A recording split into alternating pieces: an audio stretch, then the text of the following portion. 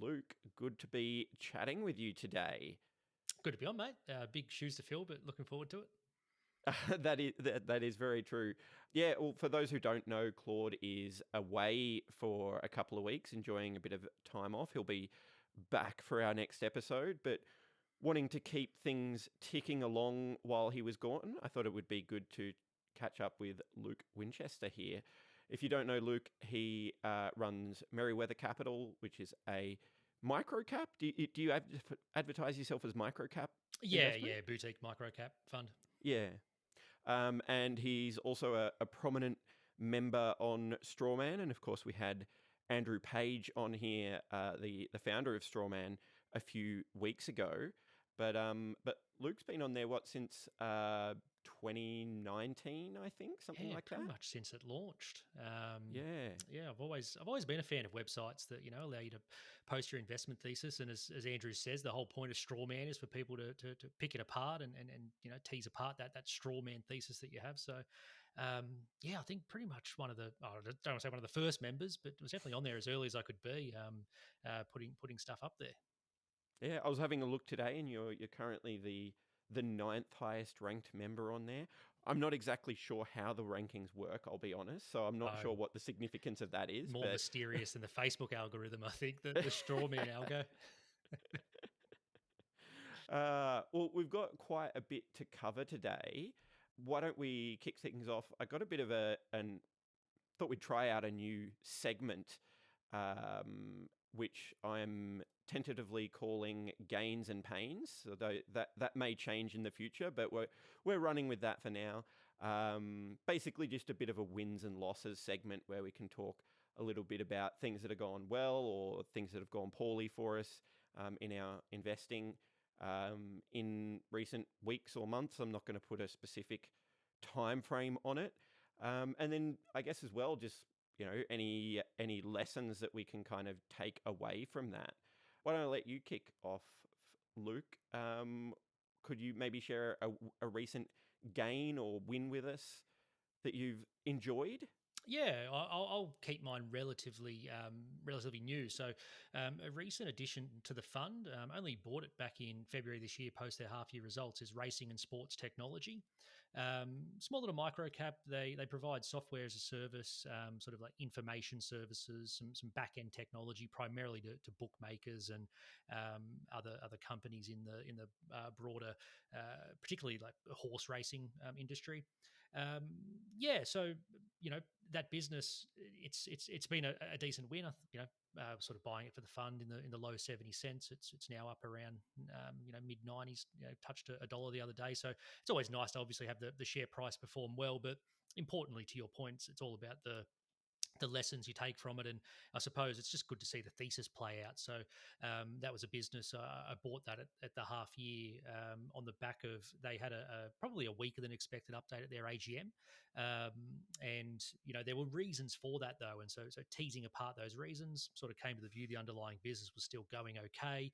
At the half year, I thought that was sort of on track, started buying some stock. And then a couple of weeks ago, they had their sort of financial year update and basically advised the market that sort of organic ARR growth's continued around that circa 20%, which is a nice number for a business of this size, just inflecting into profitability. So, the main thing being that thesis is playing out as expected, that classic software business growing its revenue, inflecting profitability.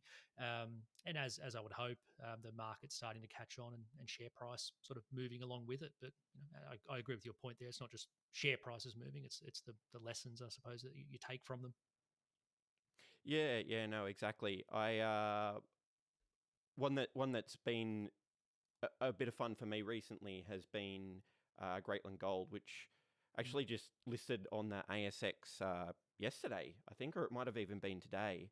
But I picked that one up earlier this year on the London-based listing, and it's done very well in that time. But I think there's a bit of a perception among people who do invest in resources, and I know you're not one of those people, but I do, and they kind of fall into two groups, like the people who are very focused on individual companies and kind of put the the commodity story aside and just focus on the fundamentals. And then people who do the opposite, and it's like, you've got to be in the right commodity at the right time. And I think kind of what I took away from this one is that, like, they're both equally important. Like, that one, when I looked at it in January, was clearly undervalued. It only took a little bit of, back of the envelope calculation to see that. But also, gold broadly has done well in that time, right? But that one has done better than the vast majority, particularly among stocks that size, because it's had both the tailwind of the gold price going up, while it's also, been benefiting from, from a re-rate as people kind of begin to appreciate the value in it. So, it's been a good one. There've definitely been some bummers recently as well. a few pains. I might kick that one off myself, because I've just been writing about it recently. One that's been a bit painful for me is IPD Group. It's never fun when you're writing about something, publicly, and saying positive things about it to other people, and it kind of doesn't turn out as you'd like. I'd much prefer to have my losses in the dark, but and there's always that responsibility, I guess you feel. Obviously, we don't give advice, but that doesn't mean that some people may have seen something that I've written and hopefully gone and done their own research and maybe decided that was something that they wanted to do. So I think there's always, even though we're not giving advice, there's always that feeling of a bit of responsibility there when things don't go well. So, look, I think the lesson for me is that, like, capital intensive businesses that don't have a huge economic moat or competitive advantage, they can look cheap, and you think you're being conservative in the numbers that you're putting in there, and a lot of the time it turns out they can get a whole lot cheaper. So I think that's a good one to keep in mind when looking at businesses like that. Just in terms of disclosure, I do still own IPD Group. I don't know how much longer I will. It's still it's still got a chance left, but of course I wouldn't trade it within 2 trading days, I should say, of the release of this podcast. How about yourself? Any challenges at your end? Yeah, well, look, my lessons will be similar to that. It's a business we've exited in the fund, Aerometrics, AMX is the ticker there. It's a business, the best way to describe it in elevator pitch, it's a mini near map. It's a business that, does aerial imaging for customers, historically provided that on a project basis where a customer would pay them to, fly planes, capture a certain area and then provide that to them. Like Nearmap, though, has been trying to transition to that sort of software as a service model where customers are able to access the image database. And look, it was one that, similar to yourself, Pat, I'd obviously written about this one for the fund, given we owned it, but I'd publicly spoken about Aerometrics as a business I thought didn't necessarily have a strong moat, but was just a better business than I thought people realised. I think that transition from project work to subscription, Nearmap went through that. We saw that as a listed company, and I think people maybe underrate how much better the business can be when it comes out the other side of that transition. But really, what I got wrong with that, and we've exited the position, is they just weren't able to hit that scale.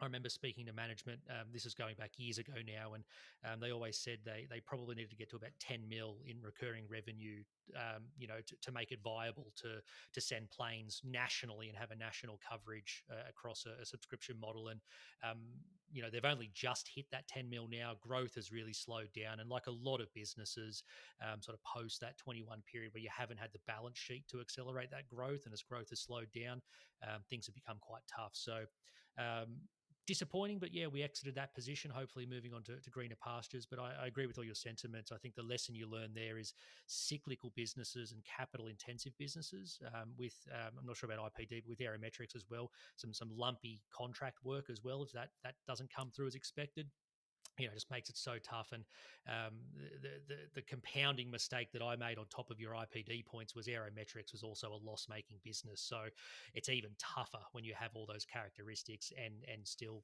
inherently money going out the door until they reach scale. So, we've exited that one. We've hopefully learned those lessons. But it's all you can do. And as I said, hopefully find some greener pastures and some new ideas. Cool. All right. Well, thank you for that one, Luke. It's always interesting to hear other people's experiences. A surprising amount of similarities there, despite the different companies. And just to your point as well, yes, definitely some lumpiness in terms of IPD groups, contracting type revenue, which is always a good thing to keep an eye on. But let's move on to the small cap news.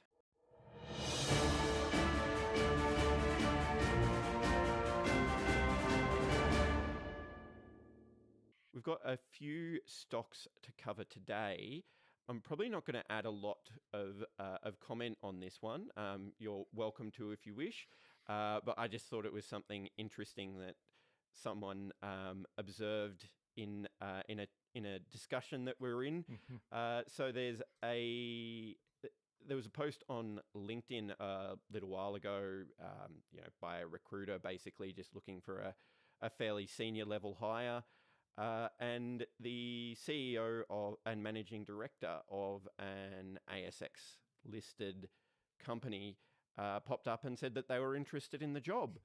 And of course, that company was in the process of doing a capital raising. So, yeah, it's an odd thing, not something I've seen before. I'm not sure if it's a phenomenon you've seen before, Luke.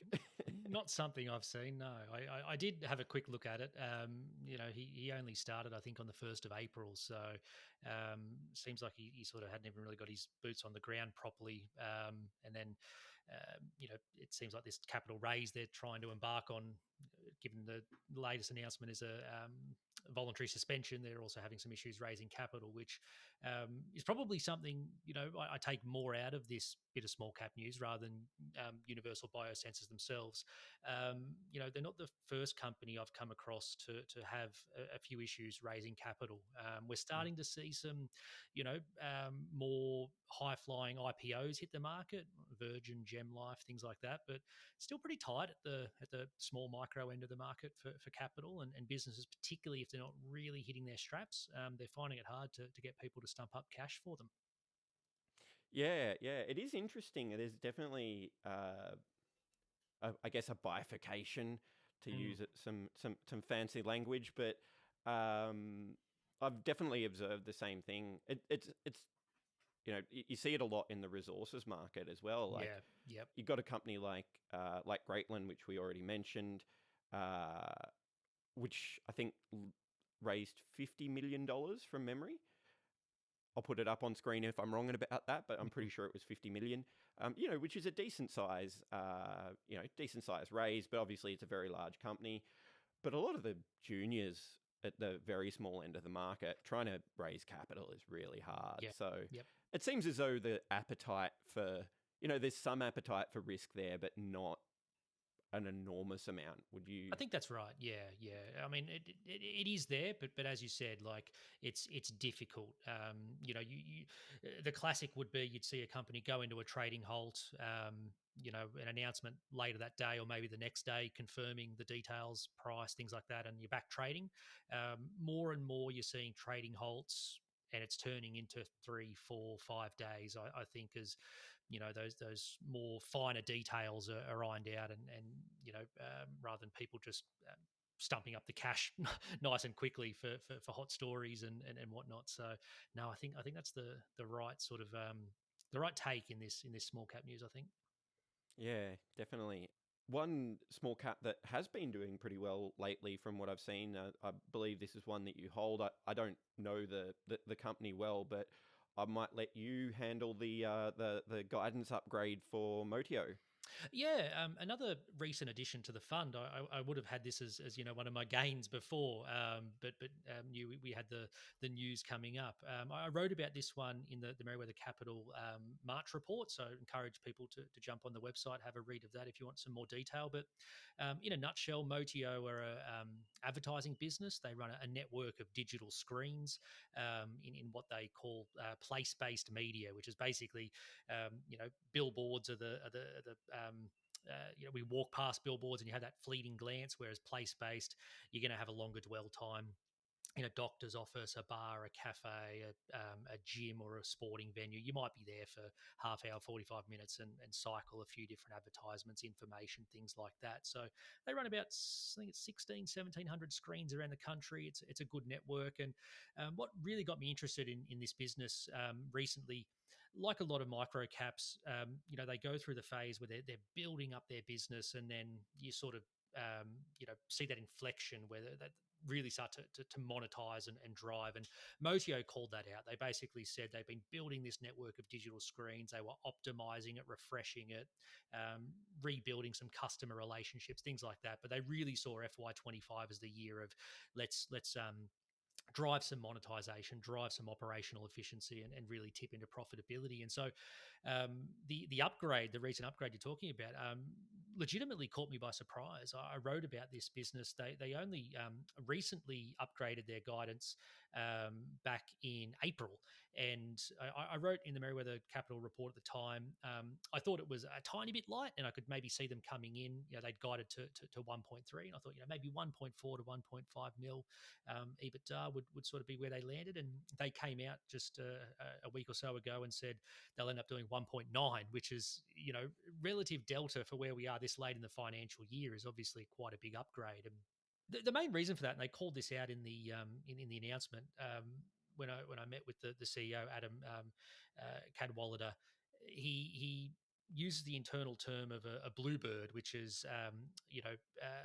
customers who, rather than building up a pipeline of potential customers and seeing revenue come in, they sometimes get advertisers come to them, with a campaign immediately. And they called out some sort of same day campaigns where people were coming and saying, we're ready to go. We want to hit the ground running and start spending money. So they can often sort of mess around your budgets and your forecasts. And so obviously he called out some nice new customers, particularly in the health space, which is nice. And yeah, nice chunky upgrade. So it trades relatively cheap. And I know we're a bit sort of low to discuss, just given the size of this business. It's only about a 10 mil market cap. It is quite small, but we'll do around a couple of mil EBITDA this year, quite capital light behind that. So you'll see good free cash flow as well, which is a bit of a rarity down that end of the market. And it's something that attracted me to the business, that sort of profitability and cash flow with a genuine nano cap. And I think some good operators at the helm, and the potential for some modest organic growth, but hopefully, if they've got a bit of ammunition with the balance sheet and the share price to bolt on some more sort of networks, screen networks, and flesh out what they've built. So yeah, one we own, one I quite enjoy, and I thought it was a really good update to have come through the other day. Yeah, there were a few of these on the ASX a few years ago, more in the kind of, well, you'd probably call them mid caps from your perspective, but yeah, in the kind of few $100 million market cap range. But they seem to have all kind of, I don't know if they've disappeared off the ASX or if they've been taken out by private equity, or if they're just flying under the radar these days. Yeah. So what it was is, I do recall what you're talking about. So rewind probably about 10 years ago, you started to see particularly billboards get digitized, and the economics of going from a non-digitized billboard to digital is just extreme. And so you had these businesses, outdoor media, Media, they call themselves now. Thank you. I was trying to remember the name of them, but it was like right on the tip of my tongue. Yeah, they're still listed, but you had APN Outdoor. They got bought, and there was another one called Q Media, I believe it was called. Mm, Maybe that's getting that right. name Yeah. wrong. We could maybe check that. But I think that sounds right to me. yeah, they got bought as well. So basically, what you saw, and it's one of the things that appeals me to Motio on a much smaller scale, as you said, those were mid cap companies, whereas Motio is a genuine nano cap. The economics around these digital screens are really good. Like once you have the hardware, it's almost like an infrastructure asset once it's in place, and the upkeep is quite low. It's one of the things I called out when I first wrote about the stock. The ongoing capex is next to nothing once they're installed, and because they're digital, connected to 4G, everything like that, it's all just it's all done incrementally at very high margins. So the economics are quite attractive, and that's why as that industry converted to digital, we saw the listed stocks all get snapped up pretty quickly by international peers and I think private equity as well. So could be in the cards for Motio. They probably need to get more scale. That's what these sorts of businesses are really trying to acquire. But the economics, they share those same good unit economics, which is pleasing. I'm just conscious to keep things ticking along. I've still got 3 announcements I wanted to go through here. I think we might rationalize them a little bit. I'll just mention Alcidion did a guidance upgrade. It looks like that one had a lot to do with currency translation benefits. I'm not sure how much of it was the actual, business conditions improvement, but cash is cash, whether it comes from a exchange rate benefits or otherwise. Interesting one is Articore, which probably most people would know as Redbubble. They own another website too. I can't think what it's. Thank you. Yeah, T Public. They've got a bit of a disagreement going on between some shareholders who are trying to oust a couple of board members, and put some board members of their own in. So I'll just quickly put those up on screen, and I might even put a link in the description if people want to see them, because I don't want to spend too much time on them. One thing that I thought was very interesting, though, was AccuSensus. Is this a company you follow? Are you familiar with them at all?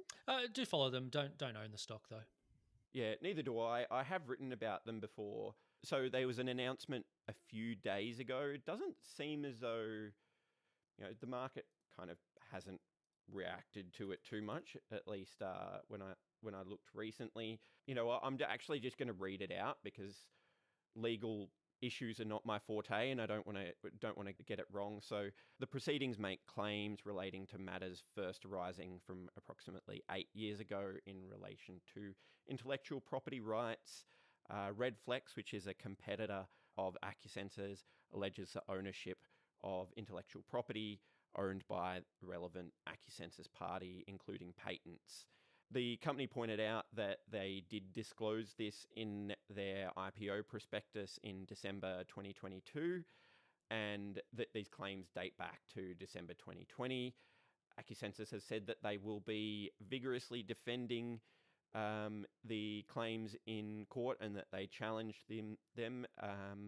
So, don't know. Obviously, there's a lot of uncertainty as to what the outcome will be there. I'm not going to try and make any predictions, but I thought it was interesting that there wasn't a heap of price action around the announcement. I mean, I'm not a shareholder in the company, so obviously I got a bit of a different perspective, but it seemed to me like something that that might be fairly significant. But I guess shareholders and potential shareholders feel fairly confident about it. Have you come across anything similar in your time?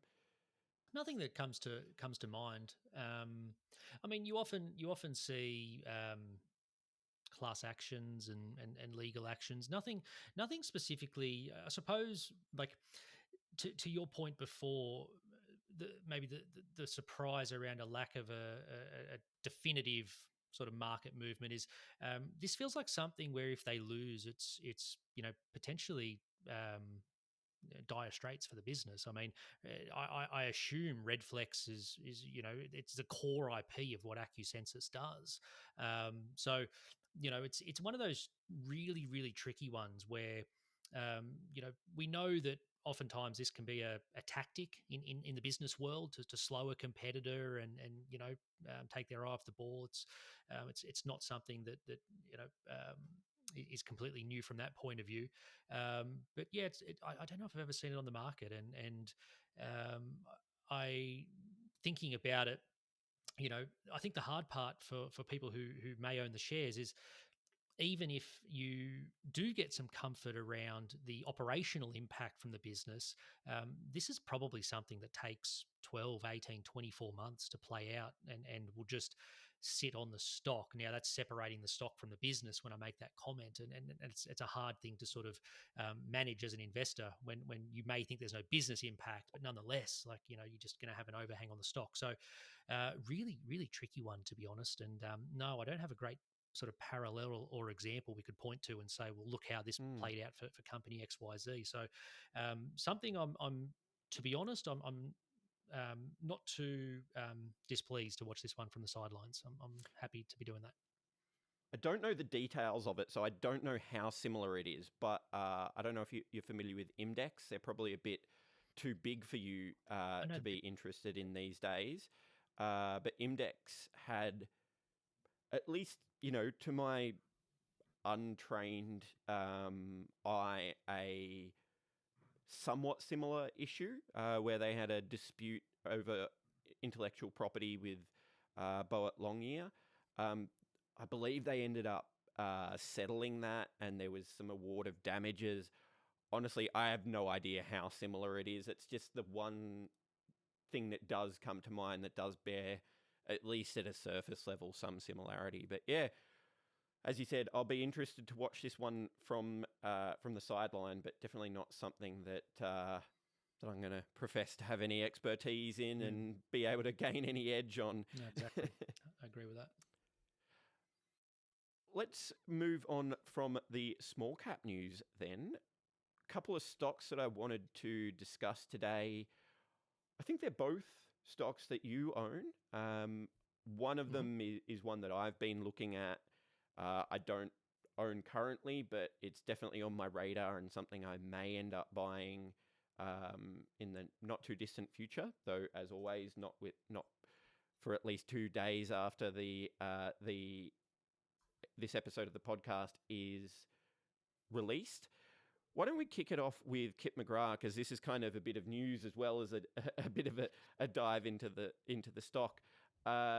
Obviously, I mean, I think Kip McGrath is one of those odd companies where I feel like, given the size of the company, a lot of people are familiar with the brand.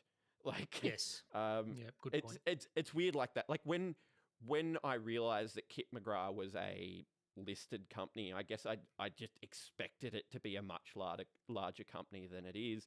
Maybe that's just a product of television advertising and the fact that you see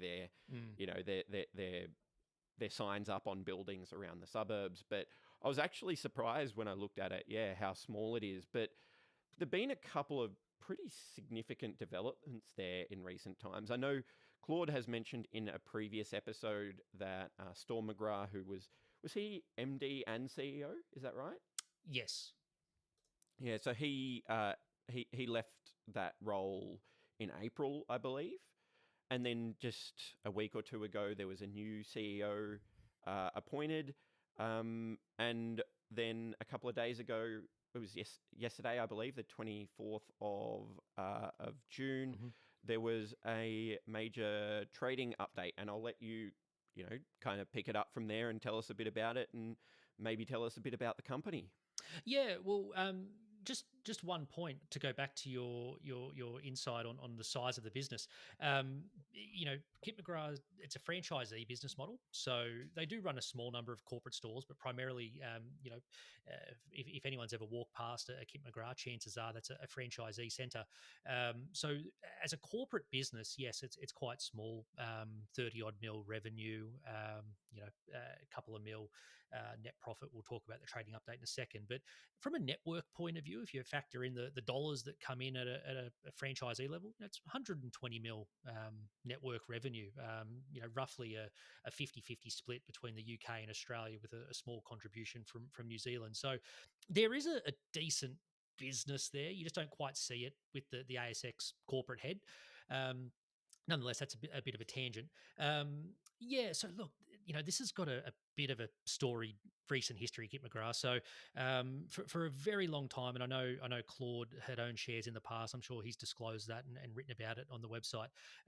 It was a very steady business. It was a business that would usually add a few franchisee centres every year. You might provide a small price increase or an additional service to your franchisees to have a bit of extra take rate. But by and large, it was a sort of business that was steady. It grew steady. It paid a dividend, and that was sort of how it was run under Kip, who bears the name of the business. Storm took over. Like many years ago now, and for a long time sort of followed that playbook, don't get me wrong. But particularly in the post-COVID years, the business really embarked on some aggressive expansion. And where they really got over their skis was, like a lot of businesses, made a poor acquisition in the US in that 2021 period. I mean, it's a great exercise for people to do. Go and find any business that made an acquisition in 2021. It's some frightful reading to look at, and we'll talk about EROAD in a second. Actually, that's another great example. Some frightful reading of the multiples that were paid and some of the businesses that were acquired. So Kip was not immune from that. They bought a business in the US, and it very, very quickly became apparent that it was not going to provide what they'd originally hoped, and then shortly after, it became even more apparent it just wasn't going to provide anything at all. It was going to be a bit of a tough slog for Kip McGrath and Shooterfly. So, sorry, Shooterfly being the business they bought.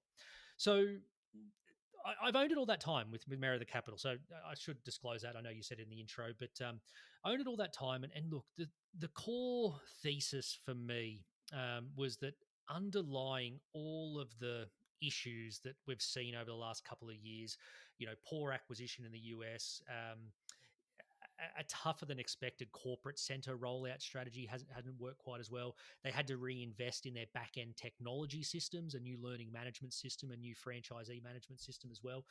Did all these things at the same time, which put the balance sheet under a bit of pressure, had to take on some debt. But my core thesis was, underlying all that, there was a good underlying franchisee business that had steadily grown, as it always has, generates, like any capital light franchisee business, generates fantastic cash.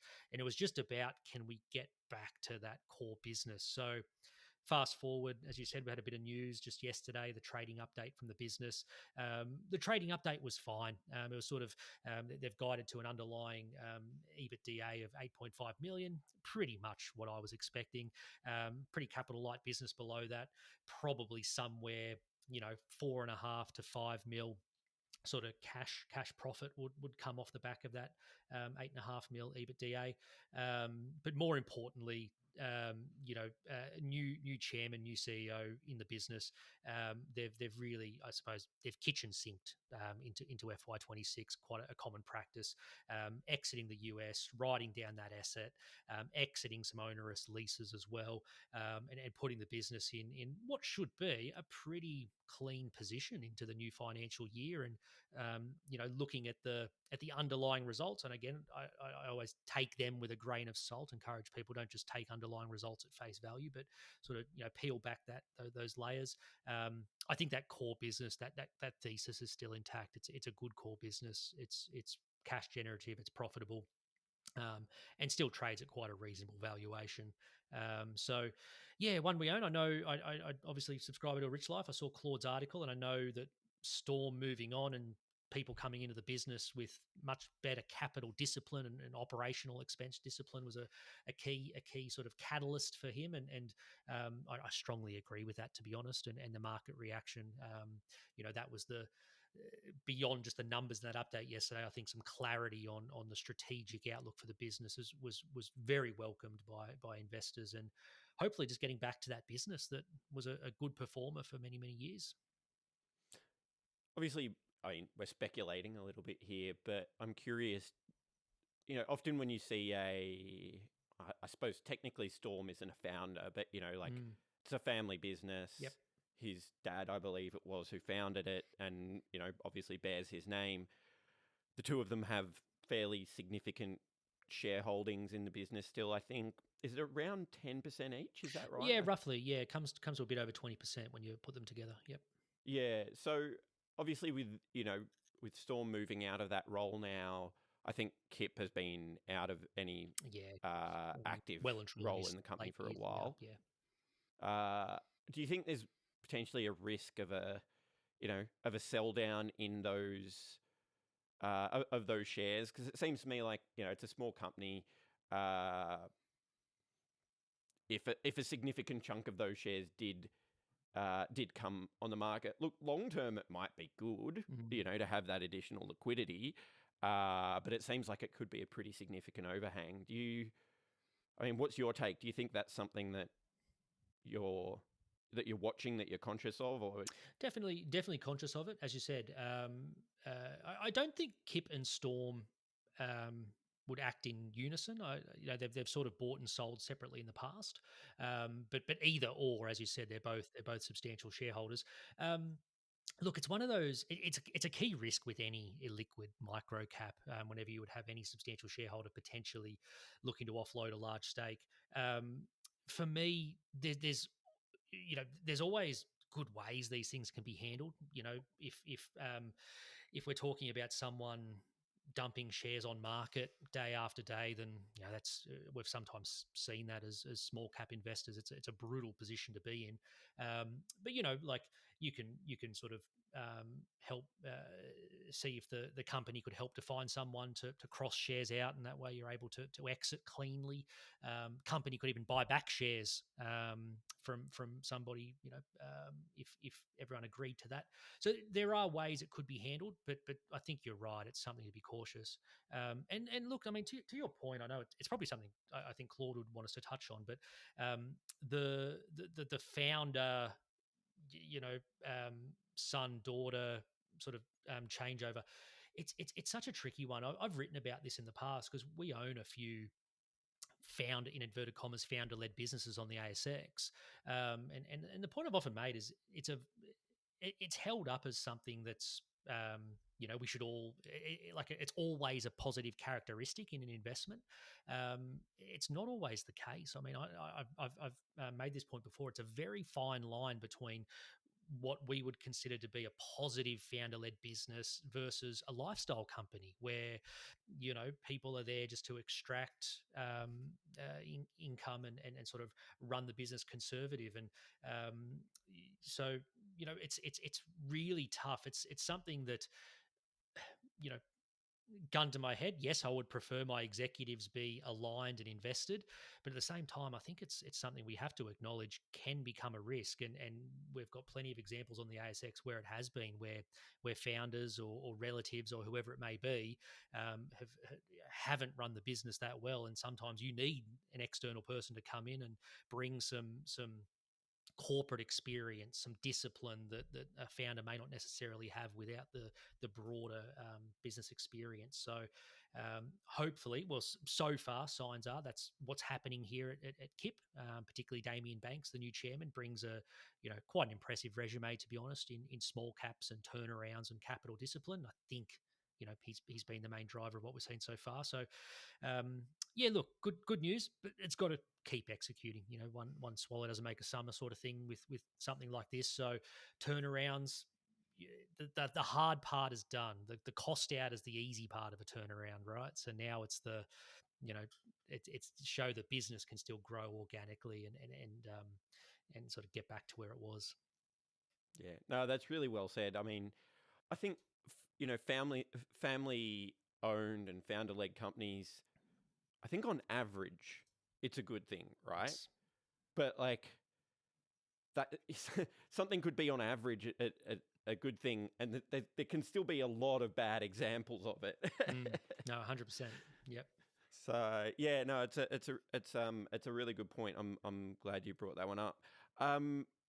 Let's keep unless there's anything further you wanted to say about Kip McGrath, I might. No. I encourage people. Given that news, I'll probably write about it in the Merewether June report. So I'll sort of get my thoughts and encourage people to have a read of that in a couple of weeks. And but yeah, no, still own the business, still like it, and like I said, my core thesis for a long time now, been holding this for many years painfully, has been that core business, I think, is stronger than what people realise, and I'm hopeful that this is the first time we're getting back to that. So yeah.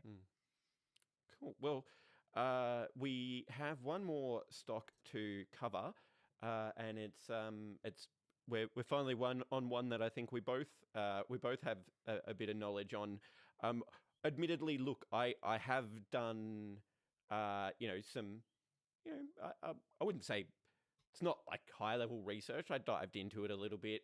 It's not a stock I've owned for ages. It's not like something I know super well. I don't actually own it yet, as I think I mentioned a bit earlier. It's EROAD that we're talking about, ERD on the ASX, not to be confused with Erdene Resources, as I thought you were talking about initially. But yeah, it's an interesting company. I had a bit of a read about it and did a bit of analysis on it. I think was it a week ago? Yeah, maybe 2 weeks ago? I'm not ago. sure now. It was quite recent, just after their FY. I guess it's FY25. Yeah, New Zealand company, March year end. Yeah, it feels weird about getting FY25 results when you in in May. But yeah, that is what it is. It seemed like a pretty good result to me. Would you? I mean, what was your take on the result?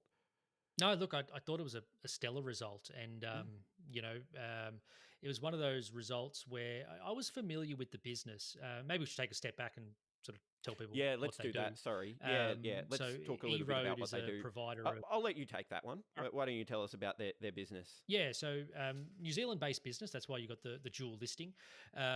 So they're a provider of fleet telematics software. Is probably the elevator pitch for this one. So primarily like logistics, trucking companies, or sort of any enterprise business that has a road fleet.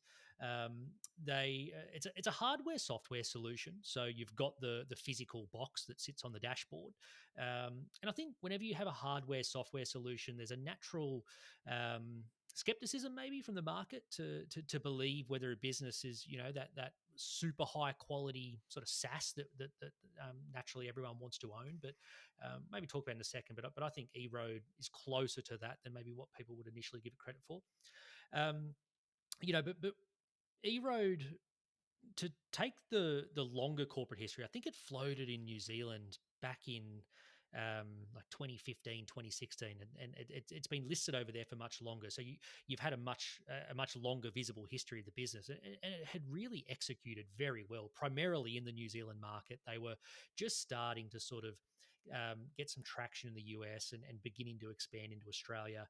And then in the post-COVID period, I made that point before with Kip McGrath, we saw so many businesses, embark on poor M&A, and that's exactly what EROAD did. They acquired a business called Cortex, which primarily brought a North American footprint. And I guess it bought them one too. Yeah, true. Well, yes. Not only did it buy them one, but an eye-watering price.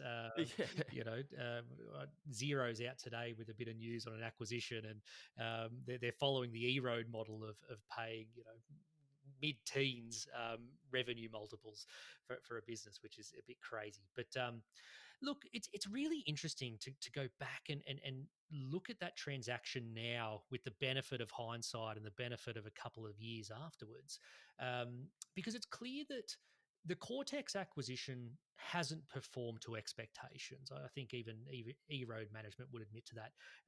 But the business itself hasn't blown up. I mean, the US growth has sort of slowed down, but it's still generating cash. It's still profitable. They want it to grow faster, and they're talking about that in their recent presentation. But what it most certainly did is it destroyed the share price.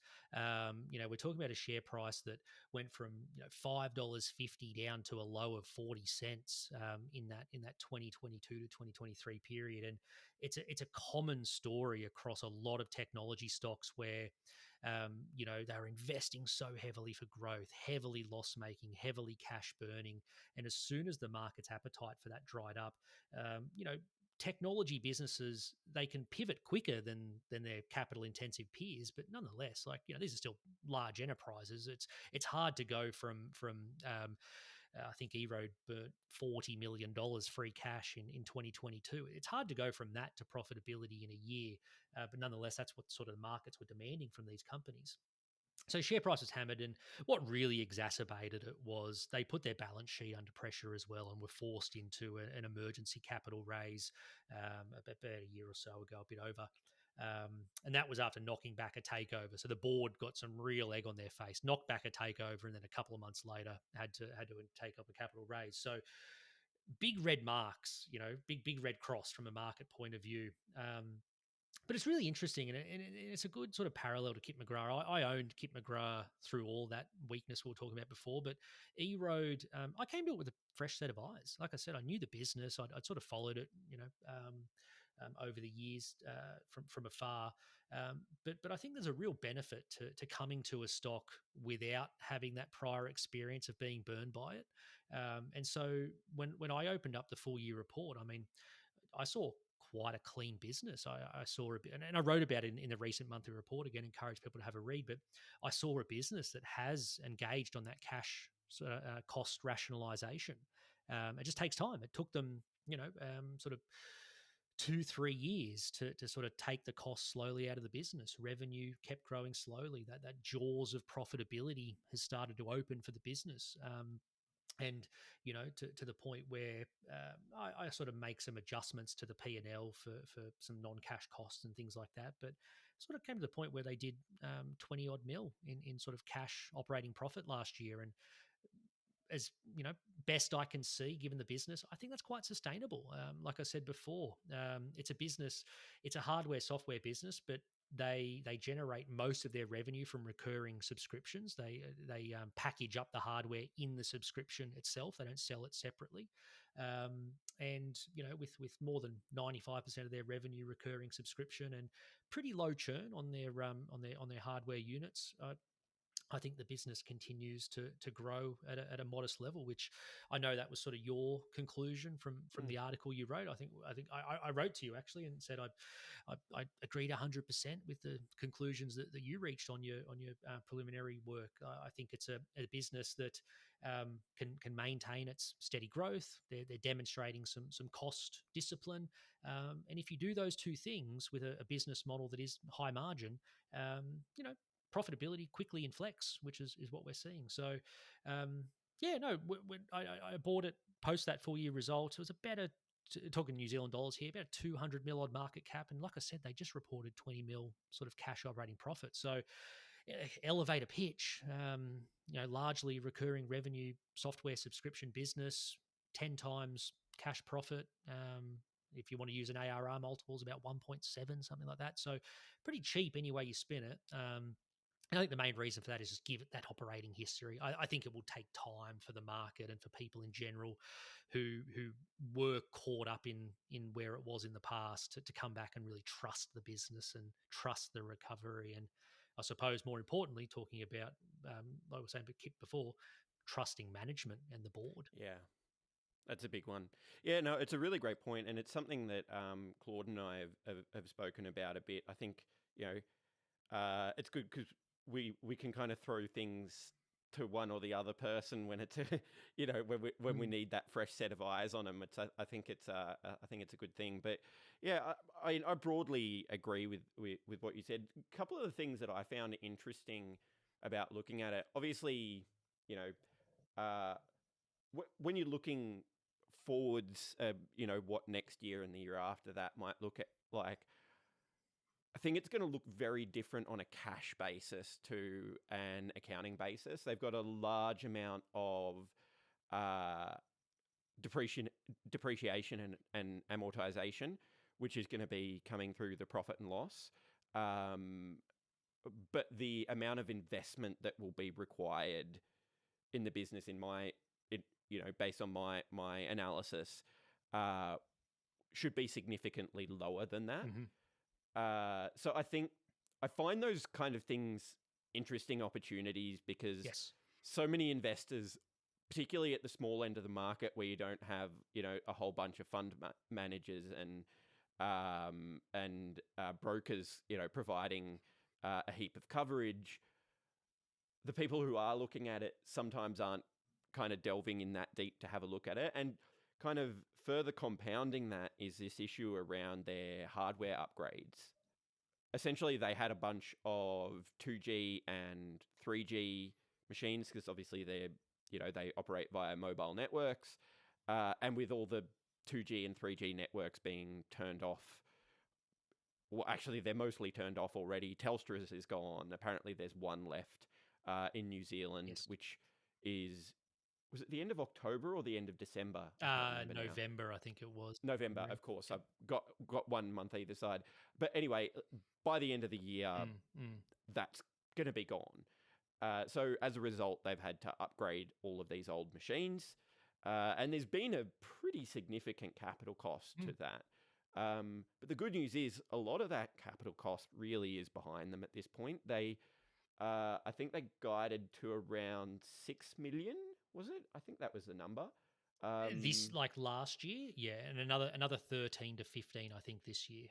Oh, sorry, I had it the wrong way round in my head. Yeah, but once that's done, it's done. Look, I'm sure at some point in the future there'll be some technological change that will require a repeat of this. I suspect it'll be a while before 4G networks get turned off. There might be some other thing, that we're not aware of that might require upgrades. Management have said that it's something that they're conscious of now, and that they'll be making sure to try and invest in mitigating that. I don't know how effective that is going to be. But I think, for anybody who's going to be in it for the long term, I think that would be something to be conscious of as 4G networks eventually start to age. But as a result, you've got a declining CapEx profile, and you've got this massive depreciation and amortization. So the actual amount of cash, I believe they've also got quite a significant amount of carried tax losses as well. So the difference between cash and accounting could actually be really significant for a few years there. But you made the point as well about inflection points. And in fact, I think you might have even said it when we were discussing Kip McGrath rather than this. But it's something that the actual mathematics of it, which is of course that's actually where the term inflection point comes from, of course. You really need to to model it out to get a sense for how much of an impact it can have. And, all models are wrong, some are useful, right? It's a principle I've always lived by. But I do think that the value in modeling, what a company's future earnings might look like is not in order to make a prediction as to what it's going to actually be in 2 or 3 years' time, but understanding the impact that things can have. And, it seems to me that the company's just at that really interesting point where relatively small improvements at the top line can actually have a really big impact at the bottom line, especially when combined with those other things. That being said, I don't think it's a forever thing, in my view. Those inflection points, they come and go. And I think, it can be a good time to own a business. But, look, I think it'll be, as far as I can see from here, as long as management execute well, probably at the end of that period, it still should be able to grow 8 to 10% per annum, and most of that will probably fall to the bottom line. Obviously these are rough guesses. So it's not a bad business to own, but I think the interesting time will be over the next few years. Yeah. Oh, you said a lot there that I really agree with. To go back to your point on the cash profile versus DNA, it also doesn't screen well. So that's the other thing it creates when you have that dynamic where a lot of share trading platforms, data websites. If you're just screening for the raw statutory numbers, you're not going to see the real genuine profitability of this business, because you outlined it perfectly. I won't go over it again, but from a depreciation point of view, there simply won't be reinvesting as much cash as what the profit and loss statement is saying. The other one as well, which I was quite pleased with, is they are also reducing their split of capitalized R&D, which is always a little trick that software companies, I shouldn't say trick, but it's a tool software companies can use to sometimes make results look better than what they are. You can capitalize a portion of your R&D, and then amortize that through the profit and loss statement over time into the future. And so, this is a company that has previously capitalized quite a lot of R&D, and in the last couple of years, they've really reduced that percentage down to the point where they're now putting most of it through the expense line. So again, when you look at the cash flow statement, it's going to be below that amortized level. To your point on the 4G rollouts, I think that's right. I had a quick catch up with management post the result, and this is a bit of a one-off's not the right word, because I agree with you. At some point, we hit another 4G close off date, but before then, they actually get product upgrade cycles just as technology improves. As the hardware gets better, they add new features, so they have a steady upgrade profile. But every now and then, when you have something like this, you get a cliff where you have to do a mass upgrade. But look, I agree with it, and on the inflection point, I think that's spot on as well. The inflection point from loss making to profitable, it's the clearest one. It's the most obvious one for people, where especially coming off that low base of profitability, the percentage numbers become eye watering because you're coming off that low base. But it's something that you see all the time with businesses, because businesses very rarely can invest for growth in a straight line. Generally, what you see is invest ahead of the curve, where profitability plateaus for a bit, while the capabilities and the operating costs of the business are sort of fleshed out, and then revenue catches up, and you get that way that next inflection's not the right word, but that next sort of leg up in profitability until another wave of investment is done. So I think you're right. I think the next couple of years, clearly this business is sort of in the right position for that inflection from loss making to profitability, and they've got the operating cost discipline to do it. And the only other thing I was going to say as well, given the Cortex acquisition, I think it was so high profile. They made this big US splash, and if you look at, like I said before, if you look at the US business, growth has really stalled out there, and it makes it seem as though the US is this problem that needs, like, almost like Kip McGrath is the example. Like, that was a legitimate problem that they had to cauterize that wound and just exit the US. EROAD still has a profitable US segment. I'm sure management wants to see it return to growth and would like to get margins up to where their core New Zealand business is. But nonetheless, the US, it's not a basket case that requires immediate attention. And I think what gets a little bit lost with the attention that gets put on the US because of the Cortex acquisition is the real inflection for this business will come from their Australian operations. So, their Australian operations are still loss making, about a couple of $1 million a year, but really starting to grow. I think it was 26% growth last year, and I see no reason why that won't continue, given the cross sell they have from New Zealand customers that have Australian fleets, and they've called out some large ones they've already won. And so, where I think you'll see that next leg of profitability inflection will be from Australia going from a loss making segment to a profitable segment, and that straight away hits the group because you no longer have that drag. And I think that gets a little bit overlooked. I think a lot of focus goes to the US, and maybe rightfully so, but probably gets a little bit lost that Australia, we don't often think of Australia as a large segment. Most of our businesses need to go to the US or go to Europe to find growth. But for someone like EROAD, Australia is the big, they've got 50% of New Zealand. Australia actually is the big growth segment compared to what they've currently got. So yeah, I think it's a super interesting business, and like I said, we own it, and very very keen to see how it progresses over the next, particularly sort of 12-24 months. For sure.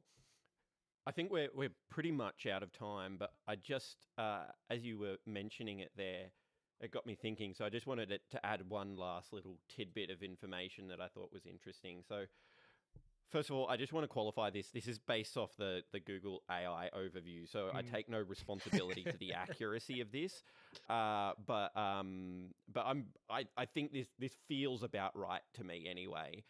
So 3G was first introduced in Australia in 2003, and it was switched off in 2024. So 21 years later. 4G was first introduced in 2011.